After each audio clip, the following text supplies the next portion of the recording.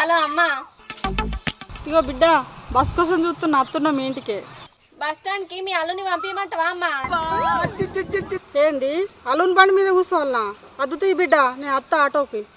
మొన్న నచ్చినప్పుడు చికెన్ ఎవరు వండిరు బిడ్డ? నువ్వు వండినా అల్లుడు అంటిండా? మంచిగా ఉంది. నేను ఇంకంత మంచిగా ఏడండుతా అమ్మా. అయిందే అండిండు. మళ్ళండి అల్లుడు మంచిగా అండిండు. సరే చూద్దాం, నువ్వైతే రా ముందు ఇంటికి. సరే బిడ్డ, బస్ వస్తుంది. సరే. ఏందే నువ్వు మీ అమ్మ గుసగుస పెట్టుకుంటారు? ఏమంటుందా మీ అవ్వ?